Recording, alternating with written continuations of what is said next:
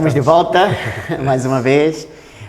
E agora tenho mais uma pergunta para te fazer ainda sobre o tema de como ter e ser filhos bíblicos. E a pergunta está um pouco relacionado com o caso que tu mencionaste, um dos casos que tu mencionaste na tua pregação, de Ofni e Finéias, não é? Os filhos de Eli. Tu mencionaste que Deus trata diretamente com os pais e não com os filhos, não é? Isto pode ser um padrão, é mesmo um padrão. Quando os filhos são encontrados assim, de quem é a culpa? A quem Deus vai se dirigir para resolver esta situação? Como tu vês isto? Sim. Pronto, em primeiro lugar, eu diria que os filhos, é melhor dizer assim, os filhos não ficam isentos, porque mesmo nestes casos que eu apresentei, os filhos de Eli, eles morrem. A Bíblia diz mesmo que Deus queria matá-los. É terrível ler isso e ser um pai. É um sentido pesado, não é? Saber que Deus quer matar os meus filhos é terrível. O que é mais surpreendente na história de Eli é que ele diz, está bem, está tudo bem. Isso deixa-me ainda muito mais impressionado em relação à paternidade de Eli.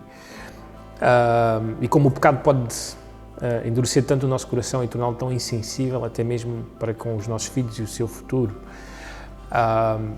Mas pronto, ele simplesmente desprezou isso, mas Deus está a tratar com os filhos, também. Os filhos de Samuel são removidos da liderança de Israel, porque eles vão à procura de um rei, a nação quer um rei.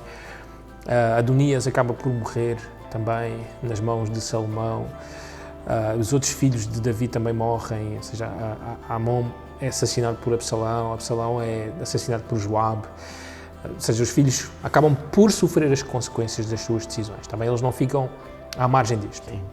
Mas é claro, por causa da nossa pregação ser como ter filhos bíblicos em primeiro lugar, e por vermos que nas Escrituras o ponto de partida é sempre Deus a tratar com os pais, é óbvio, não é? Nós vemos este padrão. Parece que sempre Deus irá primeiro vir ter connosco. Mesmo que Ele irá trazer o que Ele irá trazer aos nossos filhos, Ele vem tratar comigo, não é? Ele vem tratar connosco. Não é? Então, por ver esta tendência, principalmente no Antigo Testamento, pelo seu estilo literário, ver esta tendência, isto levou-me a esta conclusão. Deus sempre vem ter comigo primeiro.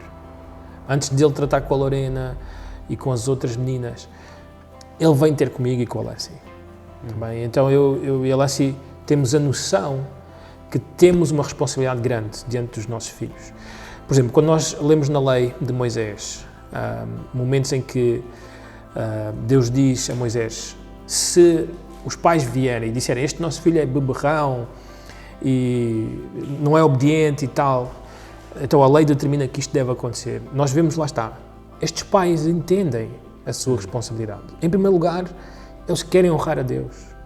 Eles amam tanto a Deus, tanto a glória de Deus, que eles estão dispostos a denunciar um filho que não quer andar na lei de Deus. Deixá-lo morrer por causa disso? Exatamente. Eles estão completamente comprometidos com Deus. E é isto que Deus quer de nós, pais. Um alto compromisso com Ele, com a sua verdade, com a sua glória. E nem os nossos filhos podem comprometer isto.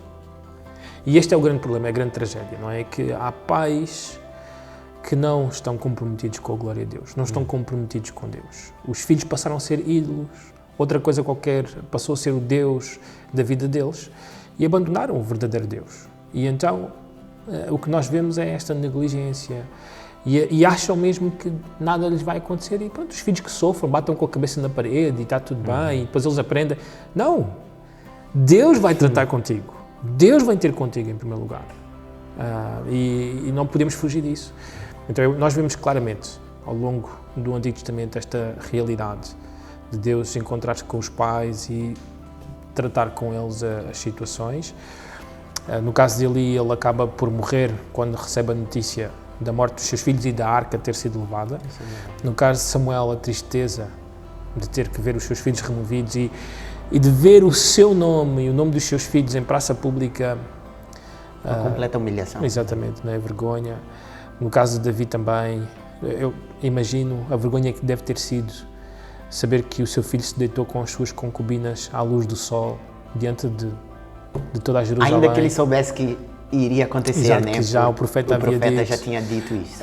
Quando também a morte destes seus filhos, isto são coisas públicas. Isto é uma vergonha, não é? Para qualquer família, para qualquer pai. Não é? Então eu acho que tendo estas coisas todas escritas, este testemunho do Antigo Testamento para nós hoje, e isso nos é dito, nos é ensinado, não é? Que em Romanos 15, em 1 Coríntios 10, que estas coisas foram escritas, está ali o registro para que nós hoje possamos fazer o que é certo e como podemos fazer as coisas de forma a glorificar a Deus.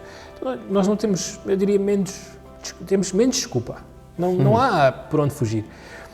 Devemos tratar, cuidar dos nossos filhos, educar os nossos filhos, discipular os nossos filhos, pastorear os nossos filhos com todas as nossas forças, porque amamos a Deus. E menos que isso não posso imaginar. Sim. É interessante tu dizeres esta questão, este princípio de Deus se apresentar diretamente aos pais, não é? Nós vemos isto em outro registro, ainda na criação, que quando Adão peca, não é? Quando Adão e Eva pecam, Deus se apresenta diretamente a Adão primeiro, não é? Antes de apresentar-se a sua mulher, ou antes até mesmo de dirigir uma palavra à serpente, que teve um papel bem icônico em toda esta situação, foi a promotora de toda esta tentação. No entanto, a palavra de Deus parece que é mais direta ao homem, né? Vem diretamente, porque possivelmente ele foi o primeiro, né? O único naquele momento a receber toda a instrução divina. Sim, sim. E parece que nós vemos aqui um paralelo a esta situação e até mesmo uma continuidade. Eu estou agora em casa, no nosso culto doméstico, a contar as histórias de José. E é interessante, em Gênesis 37, quando a narrativa começa, nesta secção sobre a história de José, a história começa por dizer, esta é a história de Jacó. E até é difícil porque a minha filha diz, mas nós estamos a falar de José? Sim, mas a própria narrativa diz que esta é a história de Jacó. Então lá está, parece que o ênfase é sempre no pai. É sempre naquele que deve pastorear, guiar a sua família. E a história realmente desenvolve-se. Nós nunca podemos perder da cabeça Jacó, porque a nossa tendência é olhar para José e os irmãos e tudo aquilo que está acontecendo entre eles, mas realmente a história, o início da história mostra-nos logo aonde é que o autor quer chegar. É Jacó, não é? E a sua preferência por José, não saber gerir aquelas situações dos filhos, de mandar José ver onde é que os seus irmãos estão. Porquê é que não vai ele fazer aquilo? Porque ele tem autoridade. É ele quem deve cair em cima dos filhos. Não, o que é que José ia fazer? Não é? E acaba por ser vendido. E depois toda a história de mentira, da morte dele e como acaba Jacó, a história acaba mesmo no capítulo 37 com Jacó a chorar a morte falsa de José, não é assim? Então, lá está, Deus quer tratar primeiro connosco e tudo começa, como no domingo nós vimos, com o nosso coração, com pais. Se o meu coração não se volta para as coisas de Deus, dificilmente eu estarei voltando com o meu coração para os meus filhos. É aquele velho princípio, amar a Deus e amar o próximo. Isto não acontece se realmente o meu coração não estiver voltado para Deus. Muito bom. Obrigado, Mário, por mais este tempo de perguntas e respostas. Ainda nos vamos encontrar pelo menos mais uma vez para responder isso.